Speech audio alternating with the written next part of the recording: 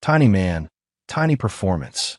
My wife sneered at our dinner party, pinching her fingers together as her colleagues roared with laughter. I smiled and served dessert while dying inside. 1 week later, I found her steamy text to her coworker. The look on her face when I placed her packed bags by the door? Priceless. She screamed I'd never find anyone better. Now she watches from across the restaurant as my new girlfriend can't keep her hands off me. My name is Kevin Crawford.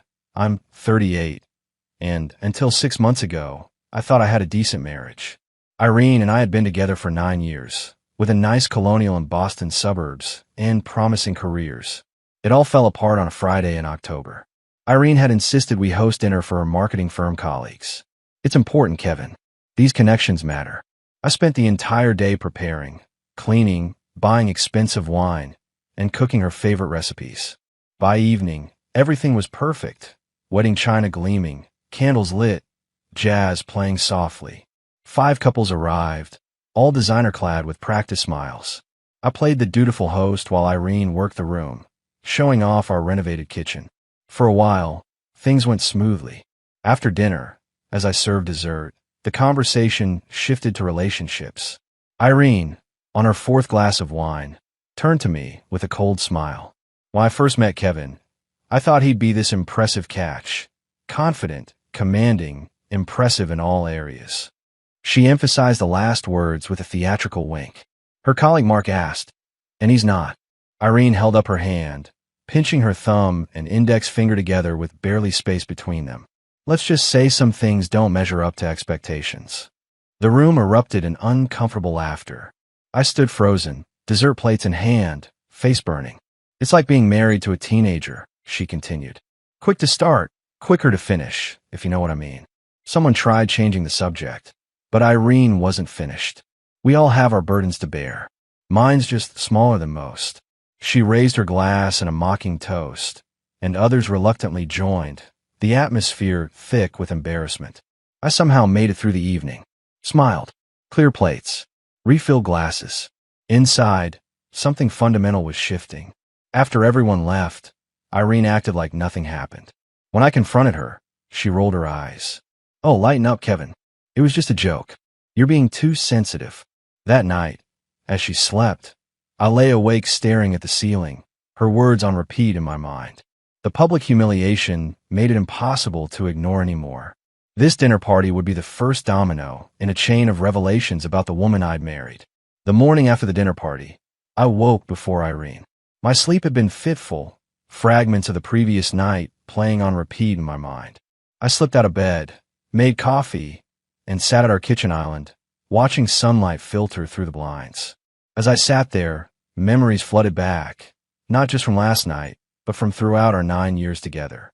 It was like seeing our relationship through a new lens, one that brought every slight, every dismissive comment, every public humiliation into sharp focus.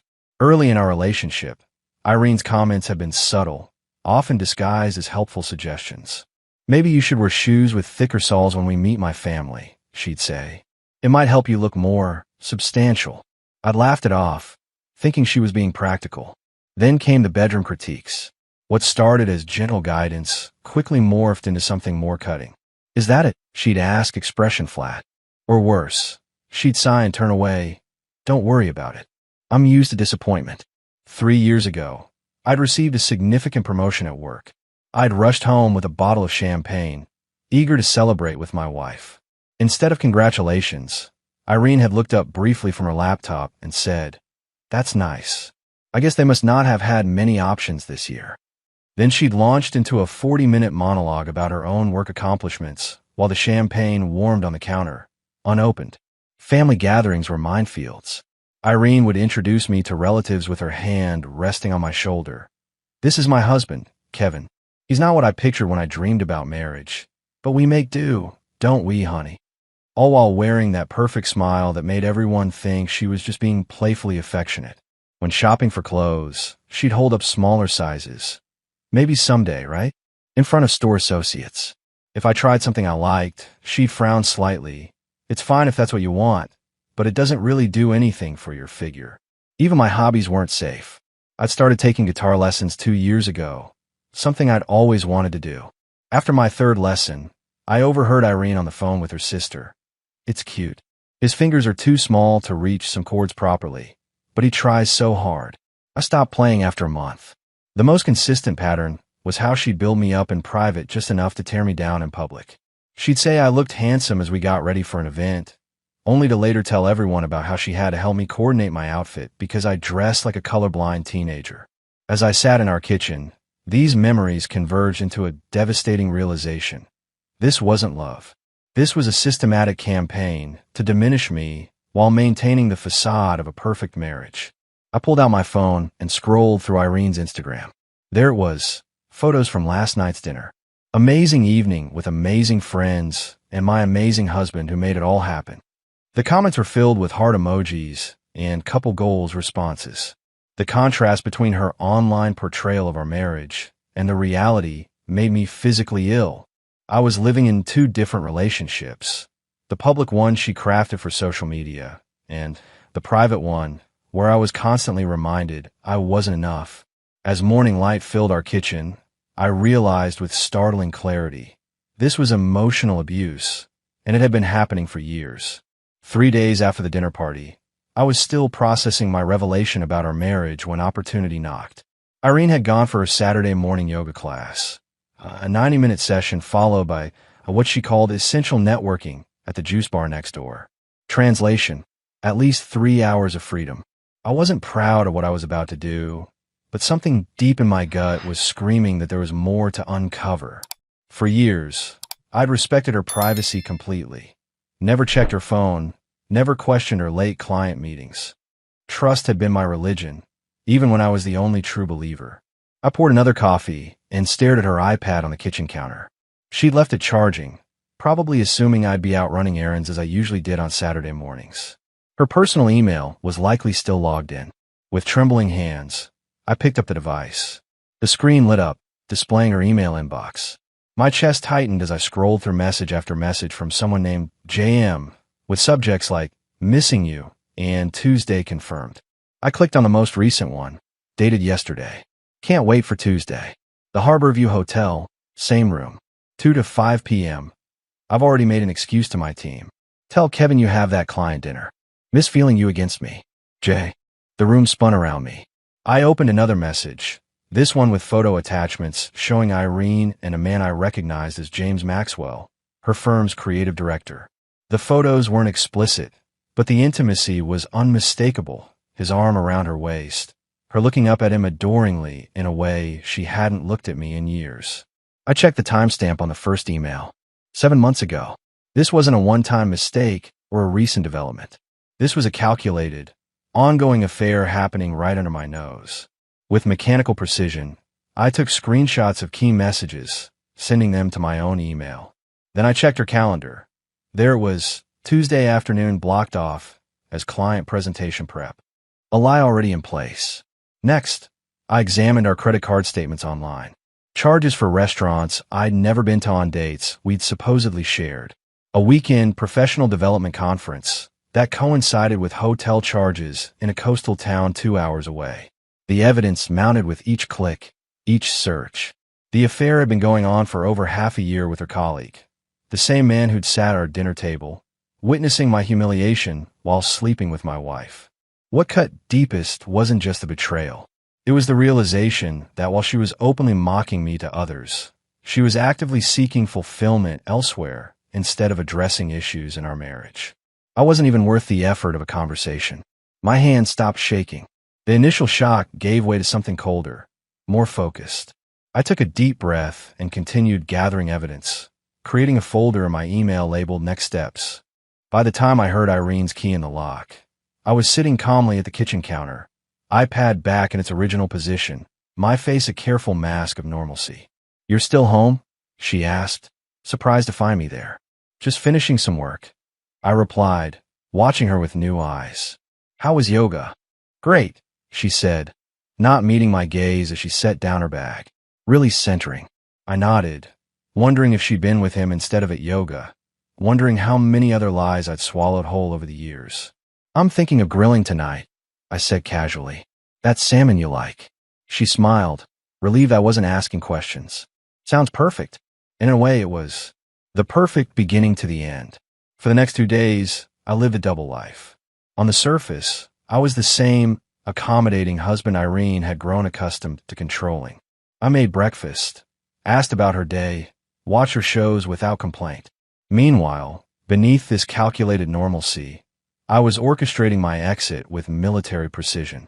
Monday morning, while Irene was in the shower, I called my oldest friend Mark. "I need a place to stay," I explained quietly. "Just for a couple weeks until I figure things out." "Everything okay?" he asked, concern evident. "Not really. I'll explain when I see you. Spare room's yours, man." No questions asked. Next came the lawyer, a woman my colleague had used during his divorce last year. I scheduled an appointment for Wednesday morning, requesting the earliest slot available. During my lunch break, I opened a new bank account at a different institution than the one Irene and I shared. I transferred half of our savings, an amount that seemed fair given our equal contributions to the household. I wasn't looking to punish her financially. I just needed to protect myself. That evening, I cataloged what was truly mine: clothes, personal items, a few family heirlooms, my grandfather's watch.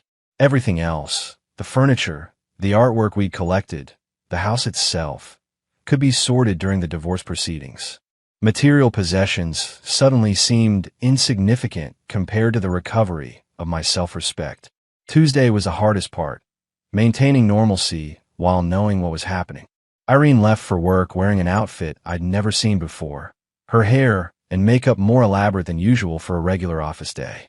"Big client presentation," she explained, kissing my cheek hastily. "Don't wait up. We'll probably do dinner after to celebrate." "Good luck," I said, the words ashen in my mouth. While she was gone, I packed 2 suitcases with essentials and loaded them into my car trunk during my lunch break, parking it down the street afterward so she wouldn't notice if she came home unexpectedly. At work, I requested Thursday and Friday off for personal reasons. My boss, noting my perfect attendance record, approved it without question. That night, Irene returned home after 9, slightly disheveled and smelling of unfamiliar cologne.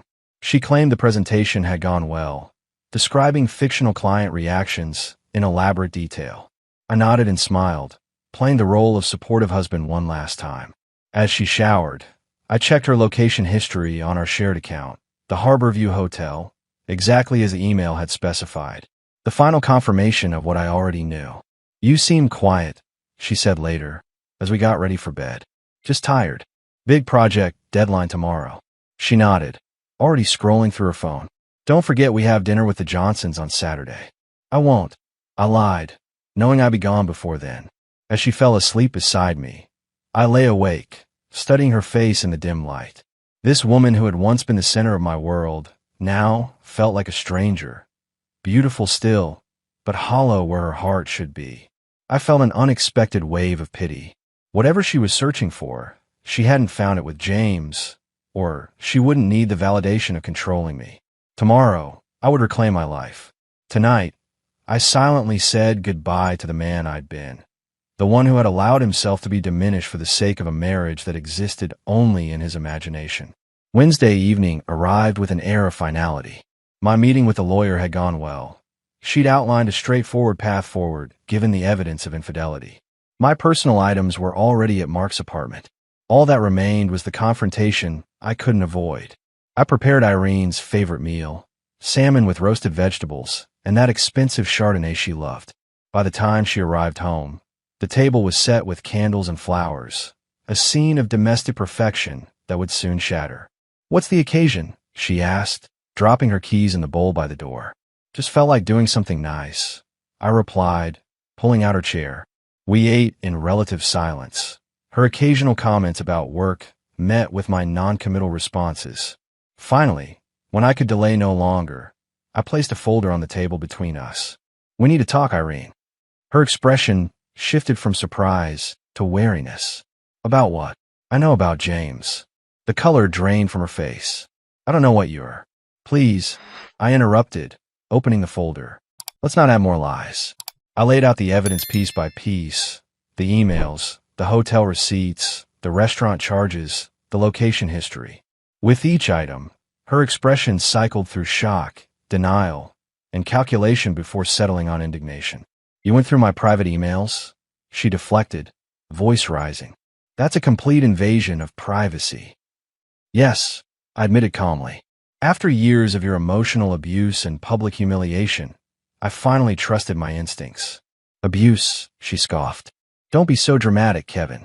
Calling me tiny and inadequate in front of your colleagues isn't abuse. Mocking my career while sleeping with your coworker isn't emotional cruelty. Her strategy shifted instantly. Tears formed in her eyes. The same performance I'd seen her use on clients who were about to walk away. I made a mistake, she whispered. It didn't mean anything. We can work through this. The affair is just one part of why this marriage is over. I explained, maintaining my composure. Even without it, I wouldn't stay with someone who treats me with such contempt. She reached across the table for my hand. I pulled back. You don't understand, she pleaded. I've been under so much pressure at work. James was just there. For 7 months. I said quietly, that's not a mistake, Irene. That's a choice you made every day. Her tears vanished instantly, replaced by cold fury. Fine. You want the truth. Yes, I've been unhappy. What did you expect? You never satisfied me. Not financially, not emotionally, not physically. I nodded, almost relieved to finally hear her honest thoughts. That's exactly why I'm leaving. I deserve better than someone who sees me that way. You? She scoffed, gesturing dismissively. Better than me? Good luck finding anyone who will put up with your limitations. In that moment, looking at her beautiful face twisted with cruelty, I felt a strange sense of peace. This woman had never loved me. She'd only loved controlling me. The divorce papers will be ready tomorrow, I said, standing. I won't be coming back. You can't just leave, Irene said, following me to the door. Her voice oscillated between anger and panic. We need to talk about this. We just did, I replied, picking up the small duffel bag I'd left by the entrance that morning. You made your feelings quite clear. Where are you even going? She demanded, arms crossed defensively. That's no longer your concern. As I walked toward my car, she followed me onto the porch, her controlled facade crumbling with each step. This is insane, Kevin. You're throwing away 9 years over one mistake. I turned to face her, keys in hand. This wasn't one mistake. This was years of belittling me, followed by months of betrayal. I'll go to therapy, she shouted, desperation creeping in. I'll end things with James. I'll do whatever you want. For a moment, I hesitated. 9 years was a long time to walk away from. But then my phone chimed with a text from James, sent to both of us. Is everything okay? You're not answering my calls. Irene's face contorted with fury as she realized I had his number. Her scream echoed down our quiet suburban street as I got into my car. You'll regret this, she yelled. You think anyone else will want you? You're nothing without me. I started the engine, oddly calm despite her rage. Goodbye, Irene. Mark was waiting on his porch when I arrived at his apartment complex 15 minutes later. He took one look at my face and silently helped me carry my bags inside. Want to talk about it? He asked, handing me a beer once we'd settled in his living room. Not yet, I replied, the adrenaline of the confrontation finally wearing off. Maybe tomorrow. Whenever you're ready, man. That night, my phone exploded with notifications. Irene cycled through strategies with alarming speed. 7:42 p.m. I'm sorry. Please come home. We can fix this. 8:15 p.m. You're being childish. This silent treatment is beneath you. 9:03 p.m. I've been calling your friends. No one's seen you. Are you safe? 10:27 p.m. I'll call the police if you don't respond. 11:14 p.m. James meant nothing. You're my husband. Please. Midnight. This is what you always do. Run away instead of fighting for us. I turn off my phone, marveling at how she could rewrite our entire history in just a few hours, casting herself as the victim and me as the villain. The next morning, I met with my lawyer again, finalizing the divorce filing. By noon, the papers were ready. I chose to have them delivered by courier rather than serving them myself. I had no desire to witness more of Irene's performance. In the afternoon, I visited a therapist my lawyer had recommended for people leaving emotionally abusive relationships. Dr. Michaels listened intently as I described the dinner party, the pattern of belittlement, the affair. What you're describing is indeed emotional abuse, she confirmed. And your response, removing yourself from the situation, was actually quite healthy. Then why do I feel guilty? I asked. Because abusers excel at making victims feel responsible for the consequences of the abuser's actions, she explained. That's going to take time to unlearn. I scheduled another appointment for the following week, feeling a small weight lift from my shoulders. For the first time in years, I was prioritizing my own well-being. Back at Mark's apartment, I finally turned on my phone to find 37 missed calls and a flurry of increasingly desperate texts. The final one, sent just an hour earlier, simply read, "I got the papers. This isn't over, Kevin." But for me it was. With every hour that passed in my new, Irene-free existence, I felt more certain. It was definitely over. The week following my departure unfolded like a psychological thriller. Irene's tactics evolved from desperate pleas to calculated attacks with alarming speed. Day 1. She showed up at my office, tearfully telling my colleagues she was worried about my mental health. Security eventually escorted her out. Day 2. She contacted my parents, spinning a tale about how I'd abandoned her without warning after one small argument.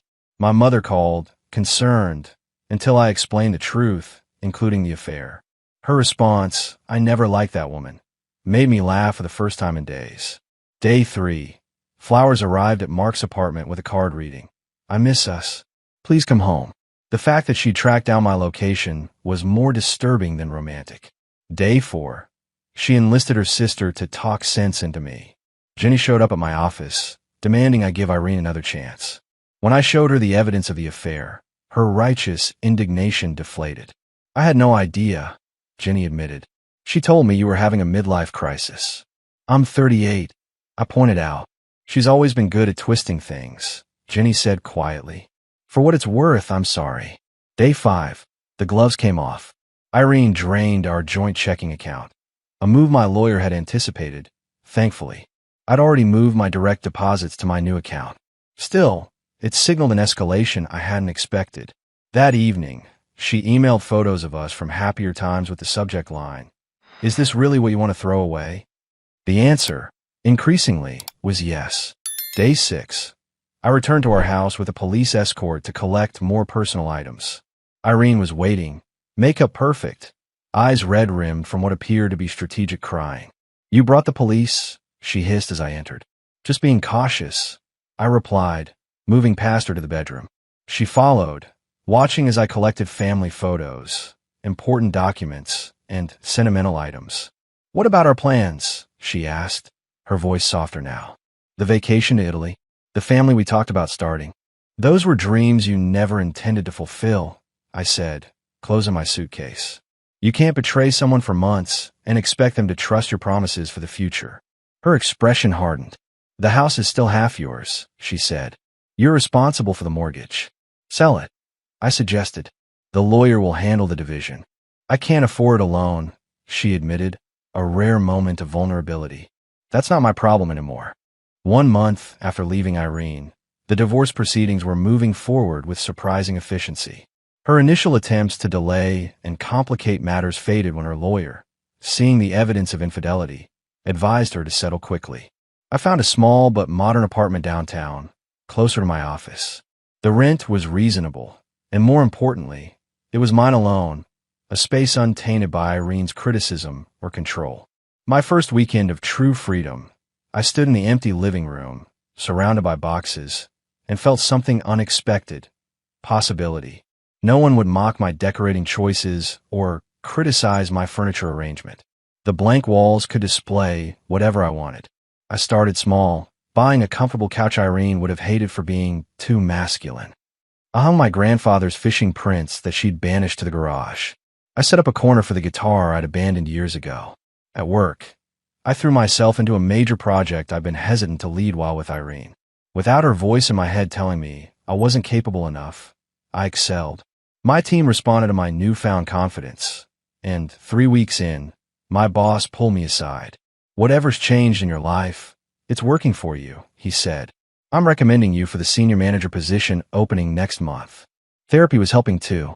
Dr. Michaels guided me through recognizing patterns of abuse I'd normalized, teaching me to value my own perceptions again. The most common question I hear from people leaving emotional abusers is, "Why did I stay so long?" she told me. The answer is that abuse rarely starts dramatically. It's incremental, like the frog in slowly heating water. My friendship with Mark deepened during those weeks. One evening over beers, he confessed something. "I never liked Irene," he admitted. "The way she talked to you, it wasn't right. But you seemed happy, so I kept my mouth shut." I wasn't happy, I realized aloud. I was just committed to the idea that I should be. Irene continued her campaign of manipulation, though her tactics grew increasingly desperate. She sent mutual friends to check on me, switched between threats and love bombing, and once left a handwritten letter detailing all the ways I'd misunderstood her actions. None of it worked. Each day of freedom strengthened my resolve. Each small decision, made for myself, rebuilt my confidence. The divorce would take months to finalize, but I'd already achieved something more important: independence. The man who had silently served dessert while being humiliated was gone, replaced by someone who understood his own worth. One night, setting up my new record player, another purchase Irene would have mocked, I realized I was smiling for no particular reason. It wasn't happiness exactly, not yet, but it was something equally valuable: peace. 3 months after leaving Irene, I received the promotion at work. The senior management position came with a substantial raise, increased responsibilities, and a new confidence I was still getting used to. My colleagues noted the change, commenting on my more assertive presentations and innovative project approaches. "Whatever you're doing differently, keep it up," my director said after I successfully landed a major client we'd been pursuing for years. What I was doing differently was simple: existing without constant criticism. Dating wasn't initially on my agenda, but when Lisa from the marketing department suggested coffee after a project meeting, I surprised myself by accepting. Our coffee date turned into dinner, then weekend hikes, then more. She was intelligent, direct, and genuinely kind. Most importantly, she listened when I spoke and valued my opinions, something that still felt novel. The first time we were intimate, I braced myself for disappointment or comparison. Instead, she was present, communicative, and afterward, she held me close and whispered, "That was perfect." 3 simple words that healed wounds I hadn't realized were still open. 5 months into my new life, the day I'd privately dreaded arrived. My friend Jack was celebrating his promotion at Costello's, an upscale restaurant popular with the professional crowd. I knew there was a high probability of seeing Irene there. I arrived with Lisa, feeling confident in my tailored suit and the life I'd rebuilt. An hour into the evening, as we laughed with Jack's other guests, I felt a familiar presence. Irene stood across the room, staring at us. She looked thinner, her outfit more carefully selected than usual, as if trying to project an image of perfection. Our eyes met briefly. I nodded politely and returned to my conversation without missing a beat. Later, as Lisa and I danced, Irene approached, wine glass in hand. "You look, well," she said, her voice tight. "Thank you. So do you," I replied simply. An awkward silence stretched between us, filled with unspoken history. "I heard about your promotion," she offered finally. "Congratulations." "Thank you." She glanced at Lisa, who had stepped away for drinks. "She seems nice." "She is," I confirmed. "Very." Irene seemed to be waiting for something. Questions about her life, perhaps, or some indication that I missed her. I offered neither. "Well," she said finally, "I should get back to my table." As she walked away, I realized something profound. I felt nothing. No anger, no hurt, no regret. Just peaceful indifference. 1 year to the day after that fateful dinner party, my divorce from Irene was finalized. The legal process had been surprisingly straightforward once her attempts at manipulation failed. We sold the house, divided the assets, and went our separate ways without the dramatic courtroom showdown she'd threatened. Lisa and I had been dating for 8 months by then. Our relationship evolved naturally, built on mutual respect and genuine appreciation. When I shared the full story of my marriage, she listened without judgment, then said something I'll never forget. "Thank you for trusting me with your past. Now let's focus on our future." With my new salary and my portion of the house sale, I purchased a modern condo overlooking the city park. Lisa helped me decorate, never imposing her preferences but encouraging my choices. "It's your space," she insisted. It should reflect who you are. My guitar playing improved steadily.